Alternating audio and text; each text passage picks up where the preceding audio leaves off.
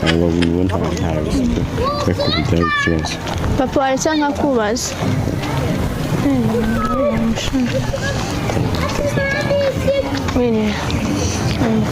Utuye hano hafi? Okay, none se nta hantu waturangira hano hafi hari lodge nziza nyine tukajya uko twigenza. Kambika ya hirya. Ukomeje no muhanda. Ukomeje mu muhanda. Okay. No muri burangirize. Urabona lodge. Okay. Yeah. Ntabwo izina ryaho se. Shiri ihangane tubaraturange sibyo. Sawa urakoze. None wandangira hano nyine hari lodge nziza cyane nyine.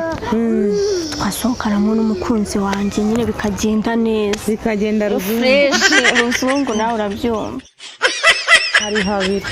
Mbwira heza harenze habiri hamwe haba harenze ahandi. Gusa kibazo harahenze ngiye kukubwira. Nta kibazo sinote zirabuze ubu n'umusore umeze gutya yabura inote gutese. Ntabwo yabura inote.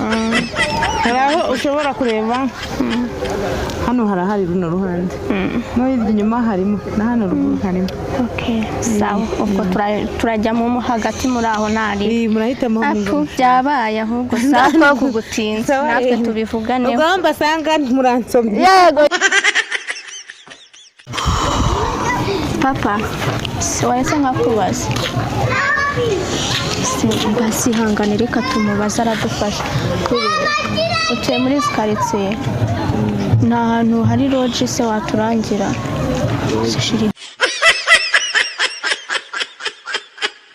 Hangane ni kuri sibyo ndi kubibona Ndi umukozi ntabwo tereka n'umubarizo nari bereka cyo ko hari undi twabona. Nta hantu waturangira hari lodge se nziza twajyanamo na sheri wanjye tukagira nyine uko twigenza. Ntagiye kuvuga. Bahita ngo iki?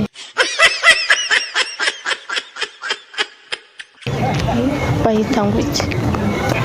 Ndavuga yarahe nyine mwagira kumubuza. Miriwe. Utuye muri quartier. None se kubona njye na sheri wanjye nyine turashaka ahantu ho kujya. Nta hantu hari lodge hano hafi nyine heza waturangira. Kuma kuzamuka muri uyu muhanda wo haruguru. Ntabwo uzi izina ryaho. Umva ntabwo nzi izina ryaho pe. Okay. Gusa murazamuka